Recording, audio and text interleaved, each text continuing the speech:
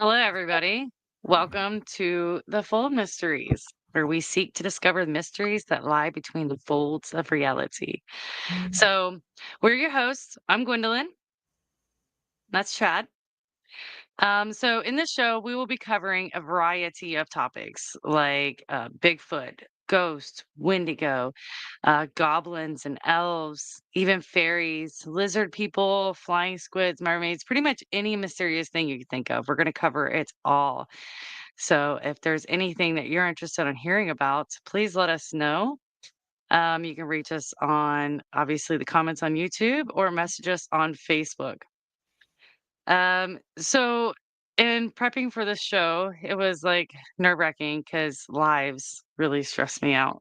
I'm just like, because you can't fix anything when you mess up. So I was really nervous about doing a live, but make sure that you're tuning in, leaving comments, questions. And if you have any stories or any great locations you want us to check out, definitely let us know. So let's get started. So I thought it'd be cool to kind of listen to a little bit of each one of our backgrounds and what brought us into this field and what we, what really intrigued us, what we're searching for. So Chad, if you want to tell us a little bit about what brought you into this field. Okay. My name's Chad Datema. Uh, my first interest, my love affair right now is Bigfoot, but my first interest wasn't. It was the ghosts and UFO stuff. Um, I first learned about Bigfoot and UFOs at the same time through a TV show in the early 70s called The $6 Million Man. And it was like my favorite TV show. So I was into it. But then growing up, I saw all the conspiracy stuff about aliens and cryptids, cover ups and that, and it piqued my interest.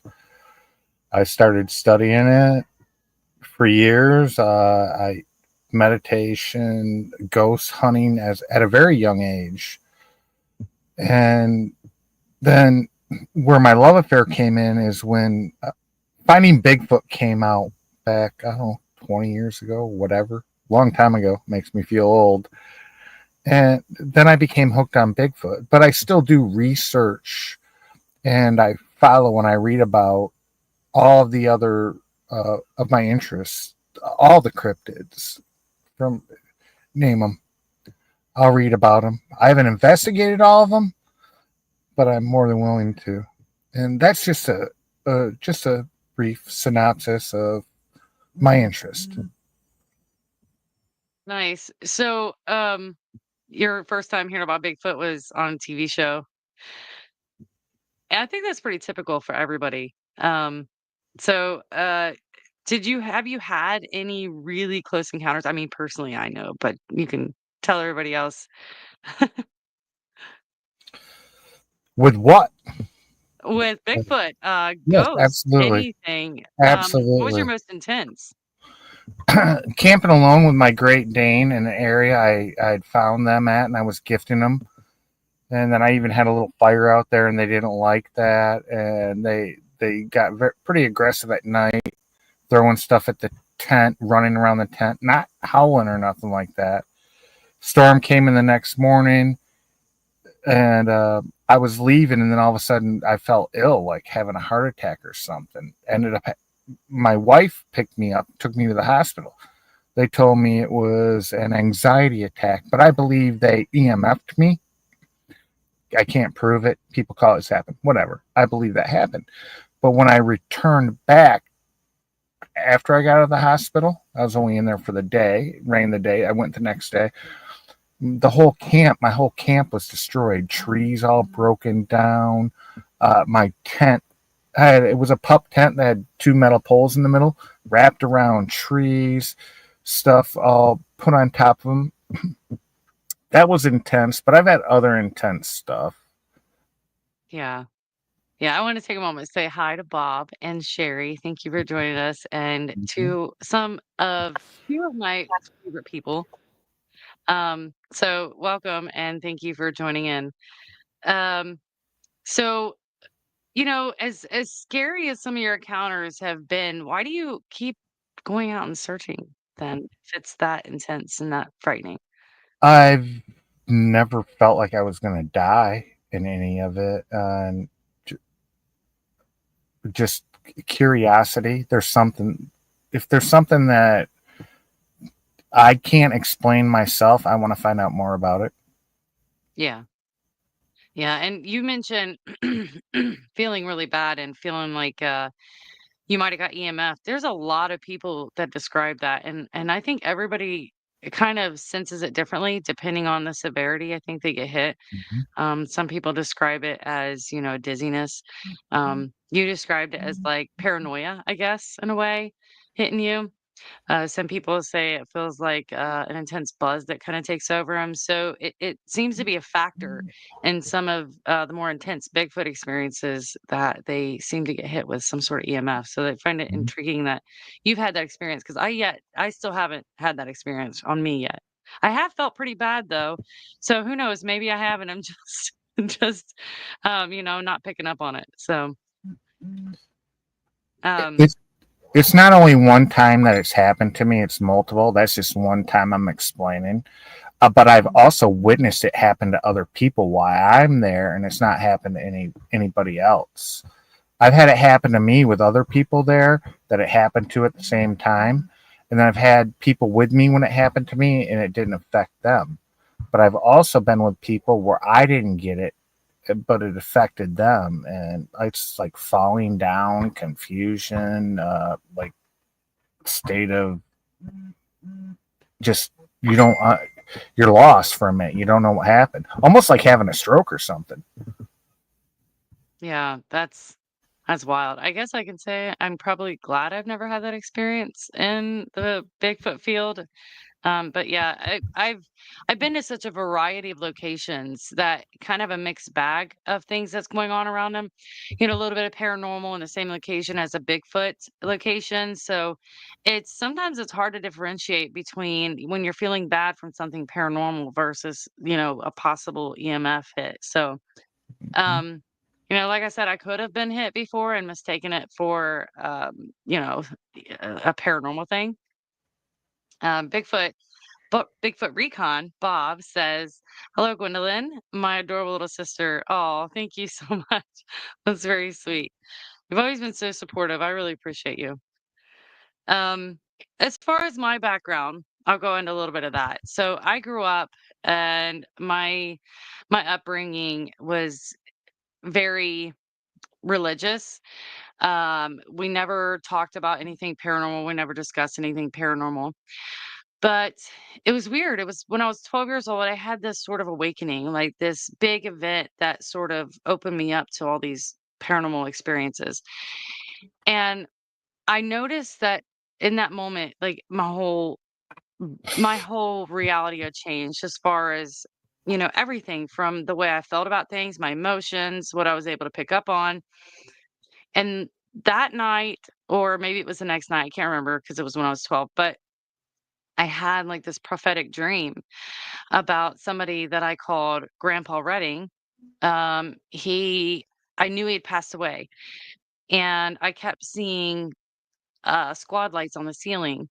And I kept telling my mom, Grandpa Redding's dead. He's dead. And she tried to comfort me, try to comfort me. And finally, she said, okay, I'll go check on him. Well, she walked around the apartment complex that we lived in at the time down to a nearby apartment complex, not close enough for me to see ambulance lights because my mom couldn't see them, only I could.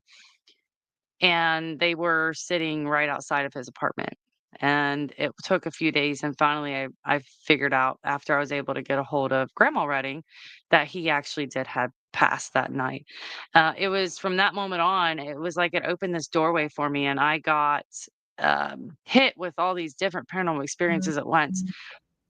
And it wasn't long after that that I started my own paranormal research, using homemade tools, supplies, paper, pencil, notepad, things like that. And it was very childlike, investigative skills. You go out and you make up your own little names for all the different types of ghosts that you would experience, type thing.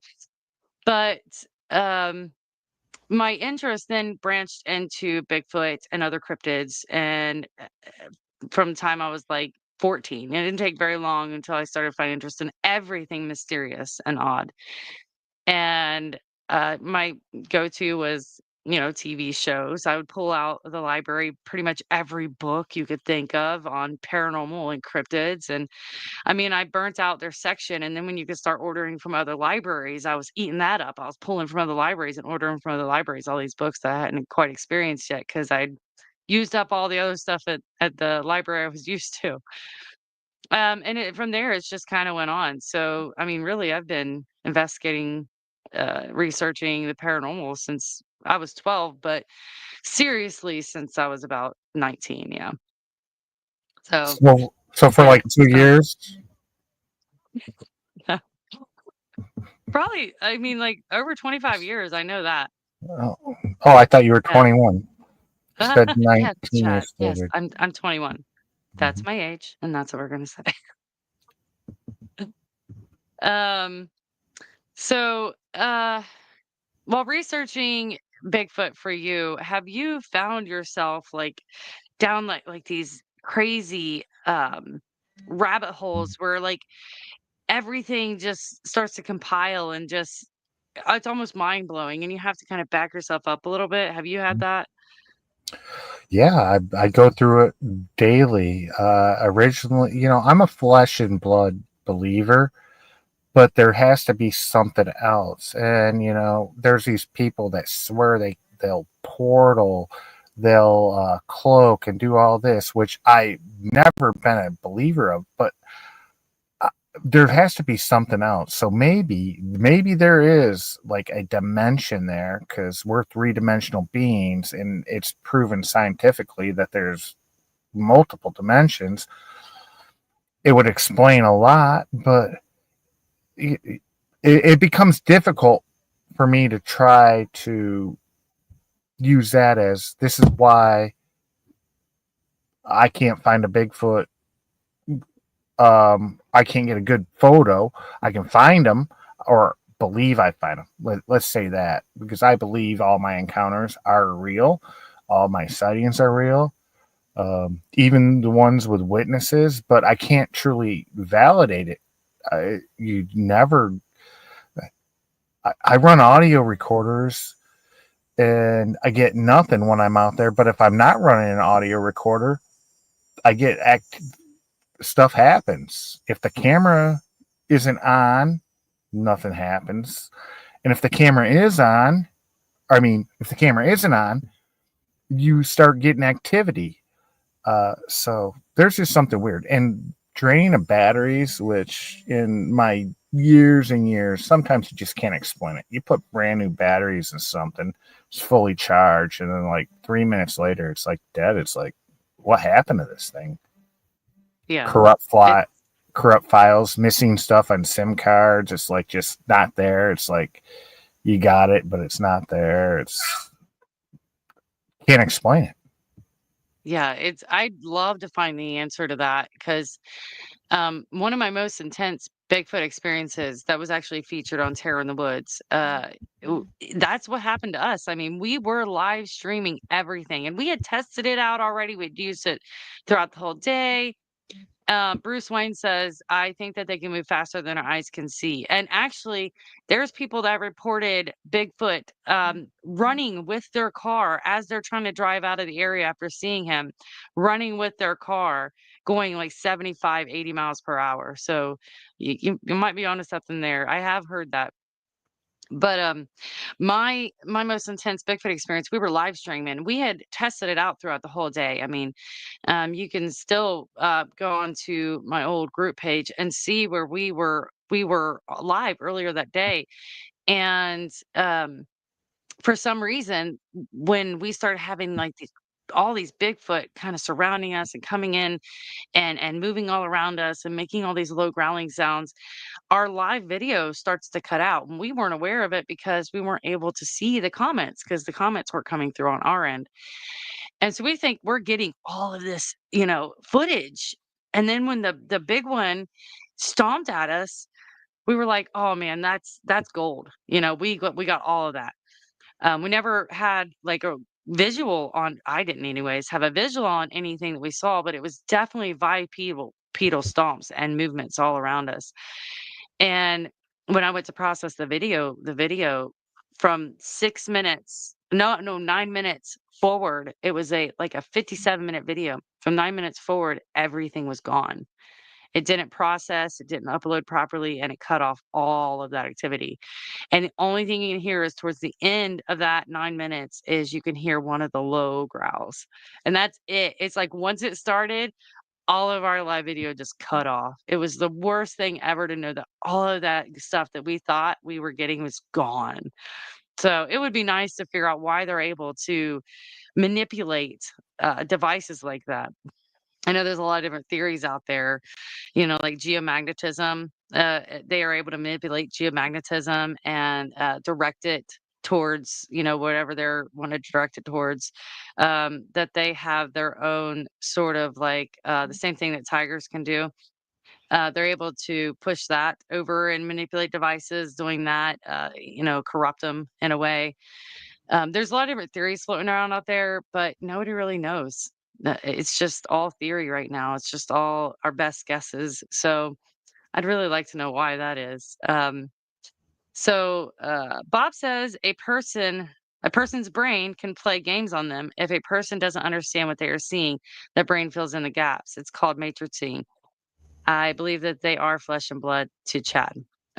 So yes, you are 100% right. When your brain doesn't understand what it's seeing, it tries to figure out a way to process it and it'll fill in information that might not be 100% accurate. And because of that, I think that psychology plays a huge role in investigating thoroughly. Because when you investigate, you're not just investigating the field, you're investigating the story, the person. So psychology does play a huge role in that. So it's important to get a thorough story from the person so that you can try to piece together if that is a possibility in their situation, if that could have been what happened with them. But again, I think they're mostly are flesh and blood. I mean, Chad, what do you think? I think they're flesh and blood, but they have capabilities we don't understand. I think is the problem. They're vampires. Oh, do you think they're more paranormal-esque, like they can hop There's dimensions though? something, Gwendolyn. There's something about them. They're not just like we are on this earth. How do they survive hunting seasons? How do they survive harsh weather, harsh winters? There's all kinds of beliefs out there, and you just can't believe that they can go inside of a tree and live there, like some people claim. They can just like change dimension and go in there, but there's something about them, alien, whatever. I don't know. Are you ready for Uh, this question, Gwendolyn? sure. What's that? It's like a lottery ticket.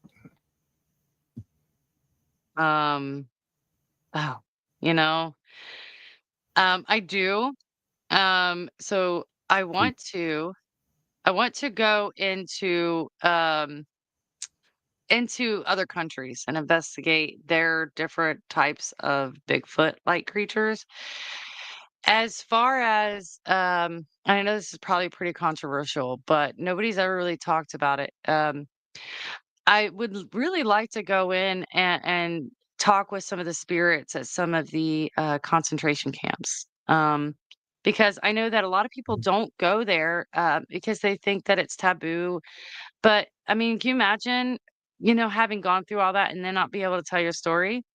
So that's kind of where I want to do it. I want to give whatever spirits, ghosts that might be stuck there an opportunity to talk, tell their story, and figure out why they're sticking around. I know that's again, it's pretty controversial, but it's something that I think I would personally like to do. Now, when I go investigate, I typically don't antagonize. I don't try to irritate. I'm there to create a peaceful environment and to create a discussion and a conversation with whatever's there. I'm not there to get crazy, intense evidence of things being thrown and stuff like that. Now, that has happened, but more often than not, I do get a lot of good contact, back and forth, conversation with spirits because of my approach. And I think that that's more beneficial getting answers than getting things thrown at you. I mean, we all know that there's things out there. Well, most of us do knows that there's things out there that can throw things at you. Sure, we can get it on video, but why? Well, You know, there's things up that's there. the big question. So that's what I like to figure out. And going back to the whole There's dimensional like there's thing, I out there just wanted to bring this up. In Bigfoot locations, there's a lot of times these floating light balls that are seen.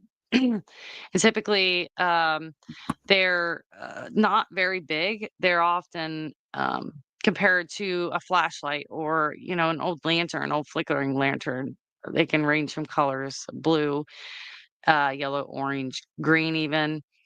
You don't oftentimes get like reds and stuff like that, but those go back a very long way. That they're actually the reason why we have the story of the jack-o'-lantern, because they've been seen for that long. Um, and I don't know if everybody's familiar with the story of the jack-o'-lantern. It's kinda interesting.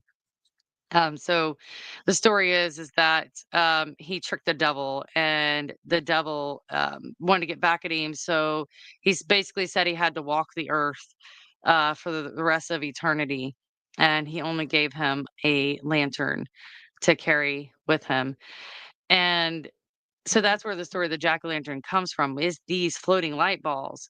And there's a correlation between Bigfoot locations and these floating light balls, and they have different names. Sometimes they're called fairy lights. Some people call them ignis fatuus. Some people just call them bog lights, even, which bog lights is a real phenomena. But when you get bog lights, they're in a very specific area. There has to be like swampy, marshy ground where things rot underneath the water. And when they explode, they rise up out of the water in a light ball.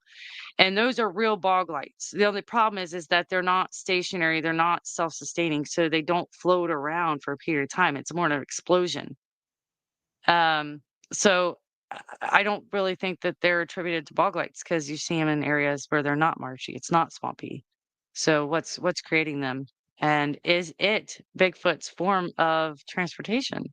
Is that how they're able to portal? Who knows?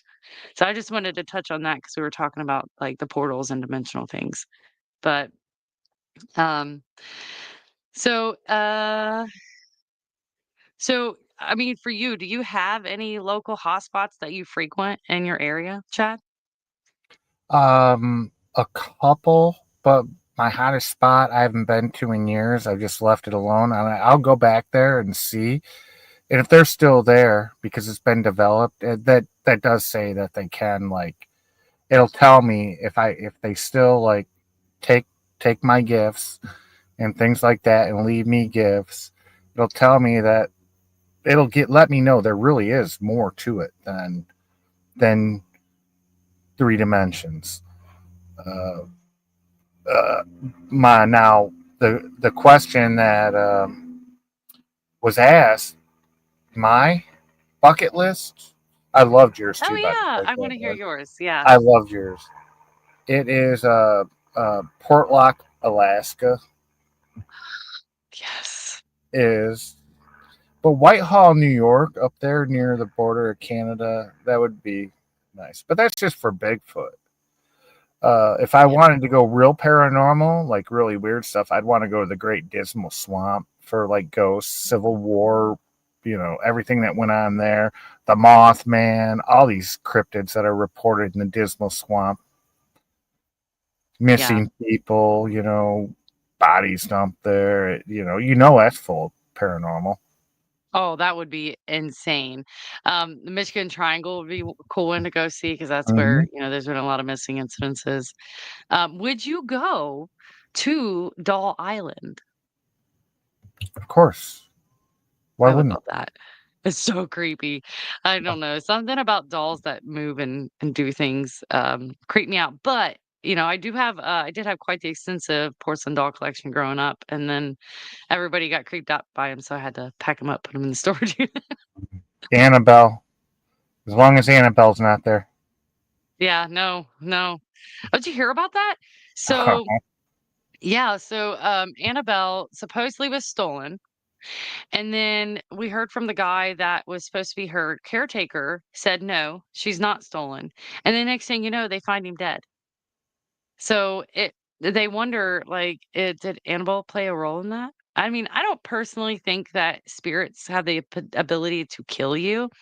I think they can frighten you to the point of like a heart attack or a stroke or something, but or they can manipulate your mind to make you harm yourself. That's the big one. Mhm.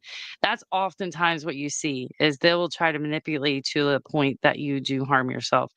So I always tell people that when you're dealing with brand new emotions that you're not familiar with and odd activity in your home at the same time, you're probably being psychologically manipulated by the spirit and to be very careful with that sort of thing. Or a demonic entity, because I think that's the most dangerous. In all of my years of investigating, I have not come across as many demonic entities as people proclaim that are out there.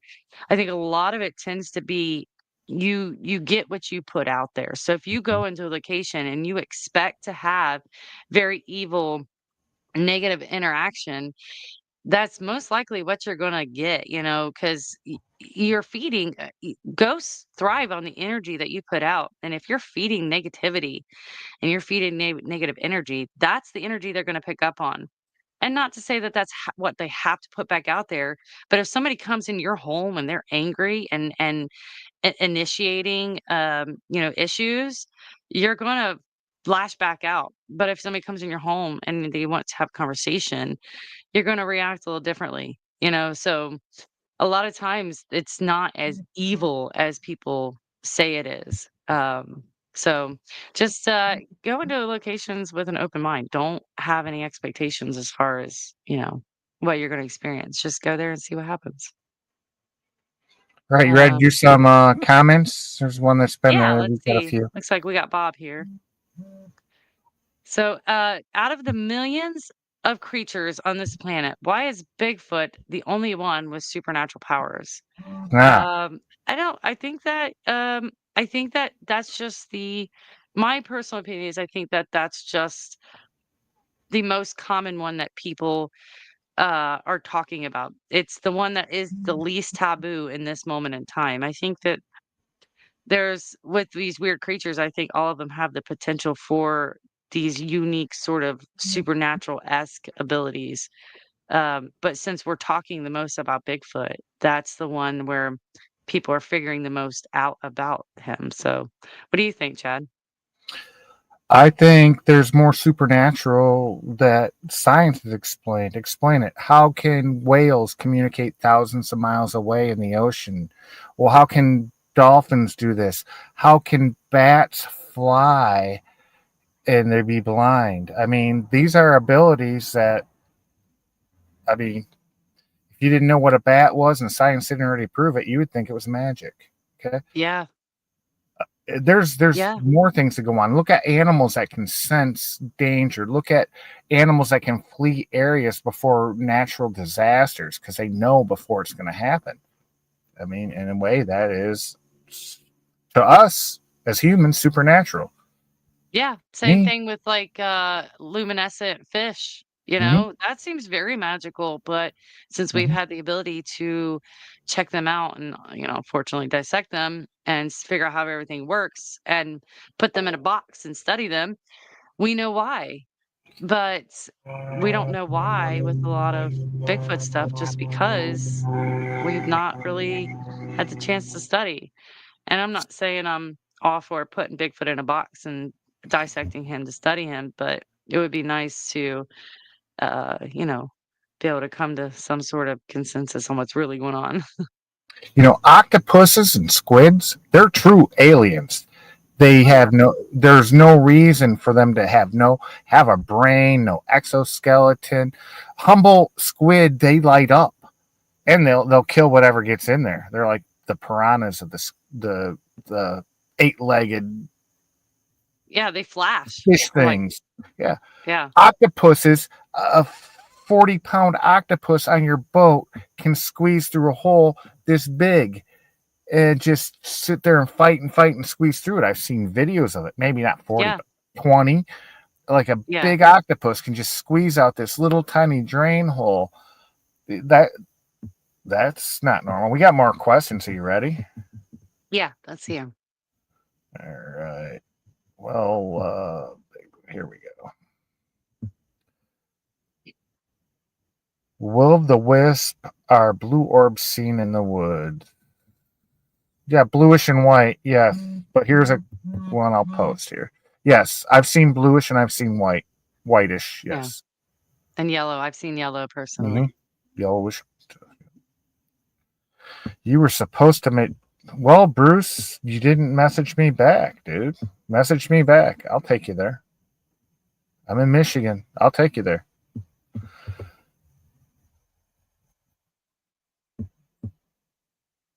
Yeah. Demonic Bob says, Gwendolyn, you're right. Demonic entities are rare. Yeah.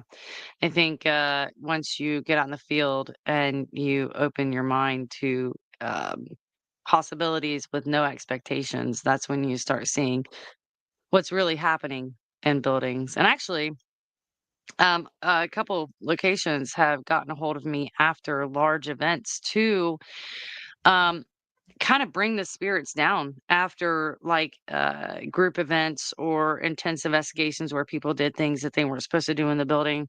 And then the activity ramps up and it makes them nervous to bring new people in because they don't know what's going to happen. So a couple times I've been called out to kind of bring the building back down to, a calmer state because of people going in with expectations. So yeah, it's rarer than people think. All right. I think we got a comment from somebody you might know. Ah, wow, she shares my last name. If Bigfoot is real, do you think he's more shy or just really good at hide and seek? So this is my daughter. I just want to say she's expecting in like 2 weeks. So, um, in the event that she goes into labor, we'll work something out to where we can either pre-record a show or something. But the goal is to have a show every week. She's having a little boy. His name's gonna be Jasper, so this means I'm gonna be a first-time grandma, so I'm pretty excited. I feel too young to be a grandma, but you know what? It is what it is, and although I'm not mentally ready, I don't feel old enough to be a grandma, I'm super, super excited to hold him in my arms and to spoil him. So she says, "If Bigfoot is real, do you think he's more shy or just really good at hide and seek?" Um, I think, that's a really good question. Like, and what to get in the mind of these creatures that we really don't understand. Why do they hide? Like, why don't they, bring themselves forward? Why are they so much better at hiding than other creatures? And I don't know if I were to try to get into the mind of Bigfoot, I guess I would say that, you know, you don't wanna be discovered because, you've seen how we work. I mean, we go out there with guns and we're shooting deer and they witness all this, and surely they don't trust us. They clearly are more cognizant and have a more, you know, intelligent way of thinking if they're able to stay hidden so long. So when they're watching our behavior and what we do when we're out in the wilderness, I don't know if I'd trust somebody like that either. So I'd say that, just very cautious, so shy, I guess, in a way. But then we What do you have think, these Chad? reports. We have these reports where people um, habituate them and they claim to have relationships with them, and they let them do their thing and they let the people do their thing, but then they leave each other gifts and stuff, and the Bigfoot look out for their farms. They braid their horses' hairs. Then you get the reports, well, they're eating my chickens, and Yeah, and yeah. Yeah, As I guess if you gain a relationship with them, and it right. depends on how you interact, yeah. And maybe if the people that have all them chickens don't feed them, they're like, fine, we'll just take some. All you had to do is give us two, and we would have left the other 20 alone. Great. We got another They gotta eat question. somehow. Somebody else you might know. Oh, it's my daughter again. Um, do you think Bigfoot could actually be something otherworldly, like a spirit, alien, or intimate interdimensional being, rather than just an undiscovered animal? Absolutely. I definitely think that it is not just an undiscovered animal like a primate or anything like that. I don't know about alien. I know that there's a lot of theories out there. I do know that there's a lot of instances where you see UFO activity in areas that have also had reports of Bigfoot. As far as a spirit, I don't think he's quite spirit. I think that in situations where you get a lot of crazy paranormal stuff that you could attribute to a Bigfoot, there are things called tulpas, where it's like a spirit type entity that's never existed, it's never lived on Earth, and they take on the behaviors of things that will get them fed energy. So if you're out there hunting Bigfoot, looking for Bigfoot, and again, this is all theory, a tulpa could come along and take the form and the persona of a Bigfoot, but since it's not really flesh and blood like I believe Bigfoot are, um, you get a lot more paranormal things that are attached with that experience. So I think that in situations personally, I think that in situations where you get Bigfoot experience, it also is including all this other stuff where you see like this invisible Bigfoot flying through the air or whatever. That's probably more likely a tulpa. And I do wholeheartedly believe in tulpas because too many times have I experienced situations where human energy and thoughts and their beliefs and what they're Hmm. thinking about becomes reality. And that's what a tulpa is. It's basically your thoughts and your mind being hijacked by not your actual mind, but the thoughts that are coming out of your mind being hijacked by Kind of, kind this. of, kind of like you manifest it through your Right, you project. manifest it. And a lot of people that believe that tulpas are manifested through human energy. Mhm. And I personally have come to the conclusion that tulpas are more like these floating around spirits that actually hijack that energy that you're putting out. So not that you're necessarily creating it, that something is hijacking it. Mhm. Let's see. But that's just, I mean, it's all theory at this point. And Bob Limley says Ezra, because Bigfoot has seen, huh? Huma Humans kill? kill. Oh, humans kill. Yes, absolutely. Yeah. I mean, they witness what we do when we're out there. And I Mhm. mean, who wants to hang out with what they believe are murderers? I'm sure we do. I'm sure we watch the same stuff. We've been but studying. We're both old men. We've been studying a long time. So Bob said, Chad, you and I read and watch the same stuff. Yeah, I could see that. You guys come from the same era. So Mhm. yeah, I think that after a while of researching, people tend to branch off in their own directions based on how their research goes and which direction they kind of, because we all kind of get our own little feelings about things that we're Mhm. investigating, and that kind of steers us towards where we investigate and what our beliefs kind of veer to. So I think Mhm. that that's where people start to branch off. We might all start with similar situations, but we all branch off based on Mhm. personal perception and where that leads our investigations. Well said. So, so Chad, do you have any kind of weird, quirky things that you do in the field where you're investigating? Anything like kind of out of the ordinary sort of investigative techniques? I try to be as normal as I can, as what I prefer. I don't like whooping. I don't like tree knocking. I don't like. I try not to make it obvious that I know they're there. I do try like to. I try to project positive thoughts. You talked about that. I do. Why I'm in the woods. I sit there. I like try to project thought out in the woods, and and music. I like music, especially if I'm alone out in the woods. Just I don't try to act like I'm looking for them. That's my quirk. Yeah. I'm on the same boat as you as far as the weeping goes. I personally am not a big fan of it, only because, whenever an animal gets loud, and just this is based on my work with like dogs and other wild animals that I've worked with over because I used to work in the animal control division. So I've worked with quite a few wild animals, removed wild animals, and also I have been a dog trainer since I was very young, since I was about 20, 21. So with animals, and I'm not saying Bigfoot is an animal, but he does live out there with animals. He's surrounded by animals. So with animals, they when they whoop and they yell, and they get loud, a lot of times that tends to be a more forceful emotion behind it, which oftentimes is negatively, it's a negative association. Hmm. So, if I go out there and I'm yelling at the Bigfoot, I can't expect them to come up all friendly. So I often, like you said, try to be normal, talk in a normal way. I often try to do like playful things, like play with a ball or throw a frisbee in the air a whole bunch. I've heard that they like the color blue from a lot of different people. So I'll often bring like blue items with me just to see if it perks any interest. I'll pretty much try anything as long as it's not harmful. I really enjoy trying new techniques, new things.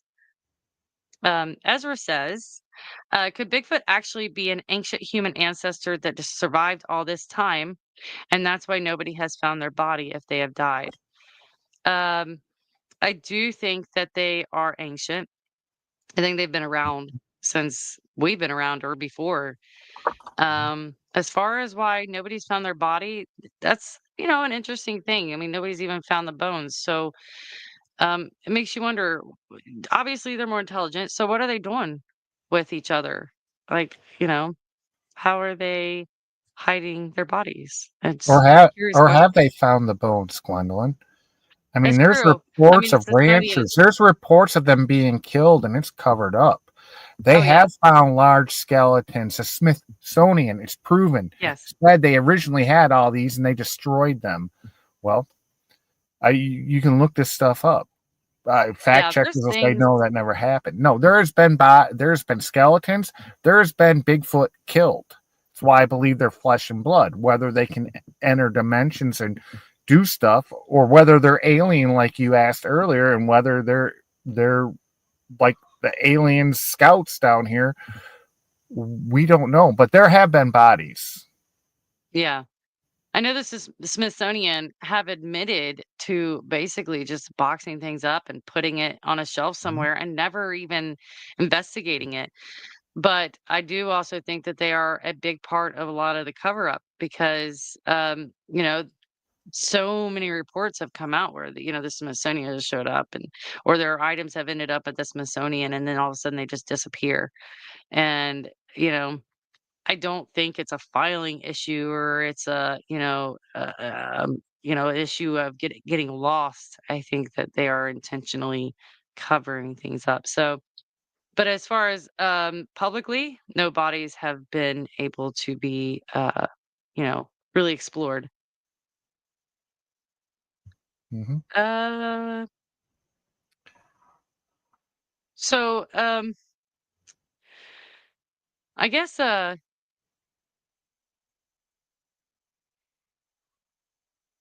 ran out of questions. I guess like the biggest thing is like when you're out in the field, um, you know, take precaution, but don't go out there with a certain, state of mind of what you're going to experience while you're out there because, you could even run into something paranormal.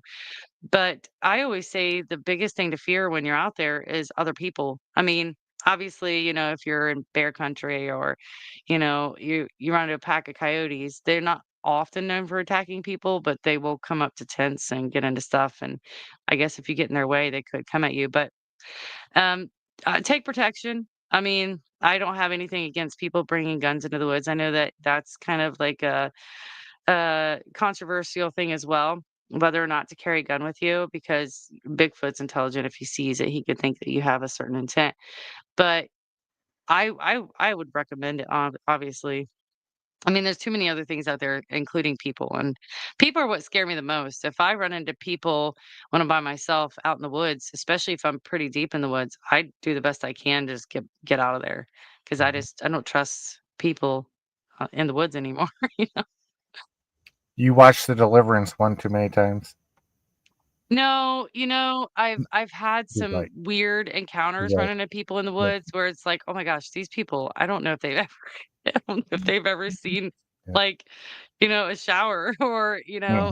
it's they probably live in the woods, but or they're just very, very sketchy and makes you very nervous because I pick up on vibes, you know.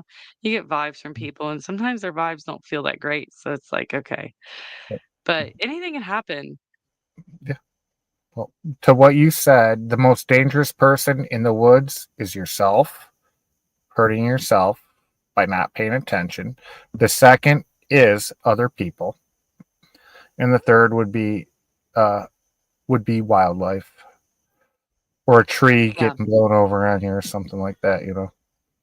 Yeah, that's another thing I don't think people really think about when they go out into the woods is dead foliage. It can hang there for quite a while before it comes down. So whenever you're setting up a tent or anything in the woods, you always want to be really careful where you're putting your tent because you don't want to sit underneath a dead branch or a dead tree. There's a lot of widowmakers out in Oregon where we were, which was a wild location. That was so cool. Awesome. Yeah, that was a really cool location. And, yeah, the other thing is, is like pitfalls, like, giant holes in the ground. I mean, they can sneak up on you. Always watch your footing. Rocks that shift under your feet. I mean, I know I've slid down quite a few little rock faces because the rocks will shift and move under my feet.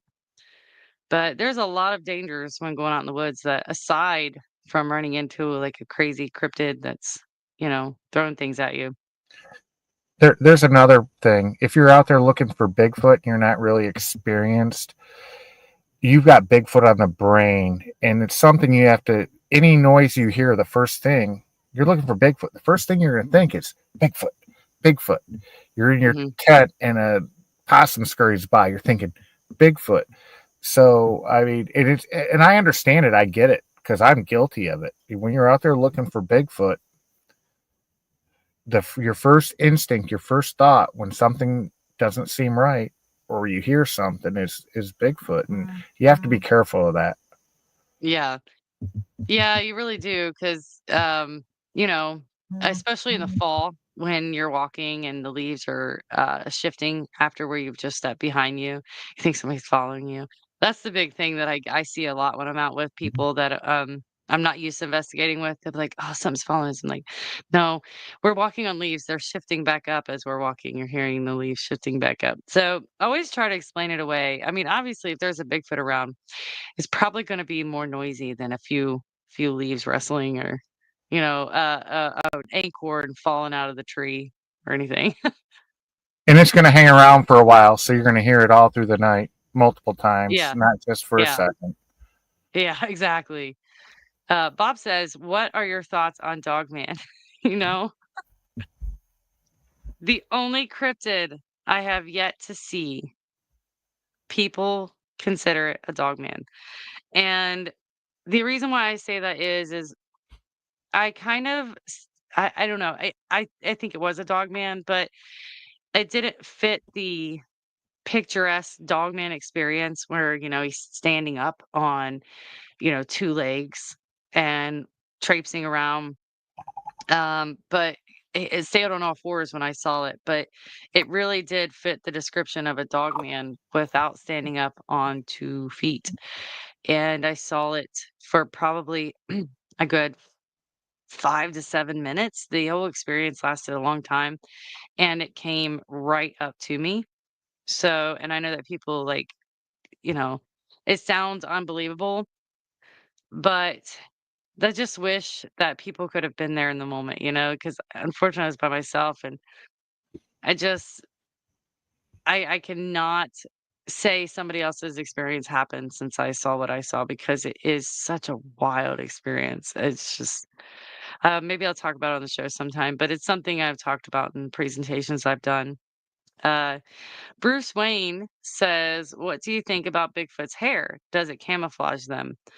Um, Very well could be. There was actually hairs found that had sort of the same effect that polar bear hair had, and that could play a part in why they're able to camouflage. Um, I know that we have been able to make like an invisibility cloak of sorts. So there it's a good possibility. Especially um in the field where you see them from a distance. Now, when you see people talking about seeing Bigfoot go into like a shimmering sort of predator sort of cloaking ability, that to me is very interesting because I can't imagine that has much to do with the hair. um I mean, maybe they're able to do the same thing we were able to do with the invisibility cloak through their hair.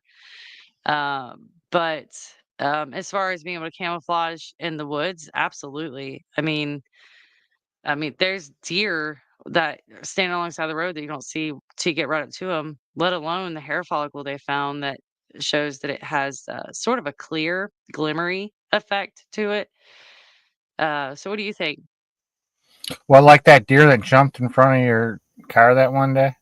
Oh, yeah. I'm messing with you. I still No, gotta send that video in. That's crazy. I I mentored under a man named Mark Zasky, and I respect him highly. And he did a lot of research before me. And him with Doctor Lester Price, Doctor Lester, William Lester, Doctor Lester. Um, it's called achromatic color distortion. Okay, the hairs that I have found and other people have found that come back, it doesn't have a medulla. It's a hollow hair, and their hair isn't actually black. It's really not a color. What they do is they absorb, they reflect, and they refract the colors around them. So, like you see pictures, people have shown you of a Bigfoot and they look green. They're not really green. What they're doing is they're reflecting and refracting, absorbing the colors around them, and that what come is what's coming out. Now, can I prove it? No. It is a theory, but it's called achromatic color distortion if you want to look it up. Nice, Chad. Nice. Do we have any other comments or anything? Oh, of course we do. Your daughter's on fire. There you go. Oh, yeah. Could Bigfoot be moving through dimensions, which is why he's never caught on camera Possibly. clearly? Yeah. Yeah, I think that's we were kind of talking about that when we were talking about the will-o-wisp, the fairy lights, that being a potential transportation effect of them. Also the camouflaging, that could be a potential way that they're being able to move without being discovered. Also, um, the whole effect that they have on your equipment, your gear, being able to manipulate those using who knows what. Uh, so yeah, I think that there's like several different reasons why we haven't been able to really capture them very clearly. Now, there is a video, and maybe I'll show it on here next time, but there's a video that's, I mean, it's one of the most compelling I've seen since like the Bob Gimlin film, where these, I believe that they're construction workers, cutting down lumber, for some reason or another.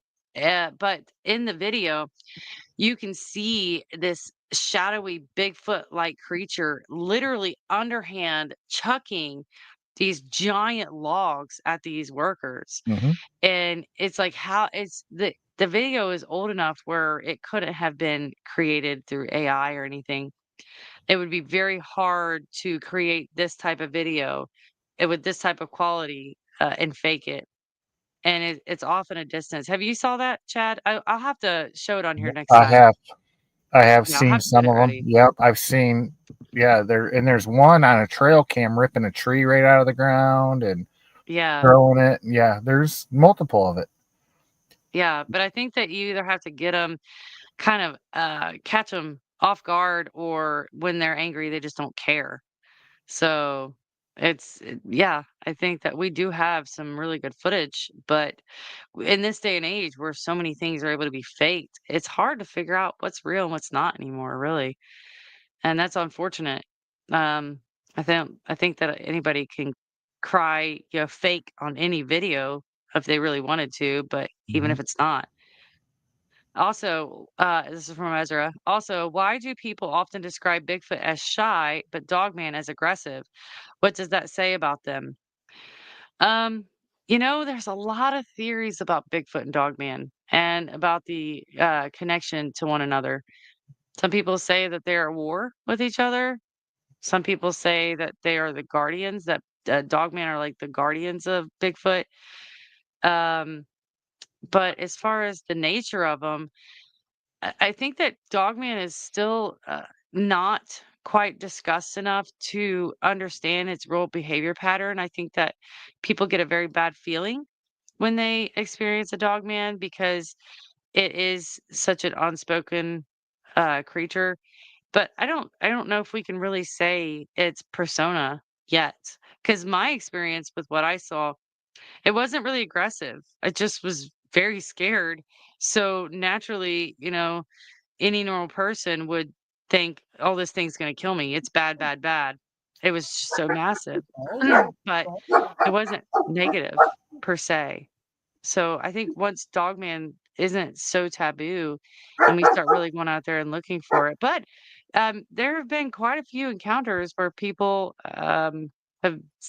family, that one family that was killed in the land, in the LBL. Uh, there's some pretty intense Dogman experiences. So maybe they do have a more aggressive nature. Some people say that they're evil. So there's a lot of different theories out there. What do you think, Chad? I don't know. You mean werewolves? Because that's where they originated. Originally, they were werewolves. Or could, like we said, can they be a manifestation? Can some of this aggressive dog man be a manifestation from people thinking dog man? Yeah. You know, Yeah. I What don't I know. saw was definitely, definitely flesh and blood. It was a real creature. Um, and I didn't even know Dogman existed at the time, the name Dogman. I explained it as a werewolf when I ran inside and I told the kid's dad what I just saw. Um, I told him I saw a werewolf because Dogman wasn't really like a super well known discussion at that point. Uh, Bob says, "You are right. Bigfoot are like deer in the woods. They take a few steps and gone. Deer are basically brown, but in the woods, they look gray and blend in with their habitat." Yeah, yeah. I mean, even if Bigfoot didn't have cloaking abilities, he'd be very easy for him to stay hidden, for sure. Or she. I always say he. I always say he because in my head, I always connect Bigfoot to. But yeah, no, you're right. He or she, because Patty was female. Mhm. Yep. You can't. Hey, to reproduce Bigfoots, it takes both, right? Right, exactly. Oh, and that's another thing. People aren't familiar with Bigfoot. I always kind of giggle a little bit when they're like, "Wait, there's more than one?" I'm like, "Yeah, there's not just been one Bigfoot running around causing chaos all over the world." Yes, there's definitely it's a breeding population for sure. Hmm. Yeah, that's funny. So I see a lot of our comments are coming from YouTube, so that's pretty cool. Hmm. Well, that's I the don't only even know if comment it. that's fine, and I haven't seen any on Facebook. I keep checking. Yeah, Yeah. that's all right. Bigfoot. Wow, Bigfoot on the brain. YouTube's kind of a cooler streaming place, anyways. It's our first, But your first show. yeah, my first show. So I don't know. It was fun. It was fun. I've always been very nervous to do my own podcast. I've had a few opportunities, but Chad and I have worked together quite a lot. And I really enjoy Chad. I like his personality. He always makes me laugh. And we talk really well together. So when we were talking about it. I was like, "You know what?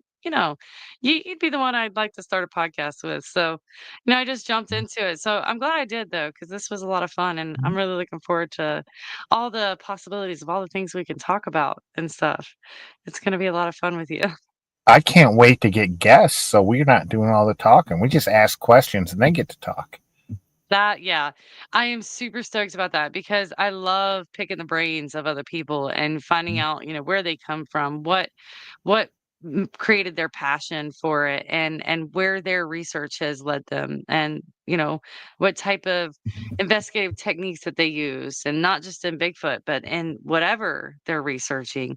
So, and the fact that we're not confined to any one type of creature, we're on a very broad spectrum of things that we can research. So I'm really excited about that. And yeah, so we'll be back next Thursday. The plan Mm, is to go I, I, live every. I don't think that's what Bob's talking about. Oh, I'll be. He Oh, doesn't have the news. He yeah, doesn't have the news that we're gonna move it because you're having a baby. Well, I mean, yeah. your daughter's having a baby. I'm sorry, I'm your having a daughter's having grandbaby. a baby. You're having a I don't have to do. grandbaby. Yeah, I don't have to do any of the hard work this time around. So do you It's want just to let silly. Bob know what we're thinking about doing on the same date period? I think you and Sherry were talking about it more than I was privy And to it. you I were was getting there. ready.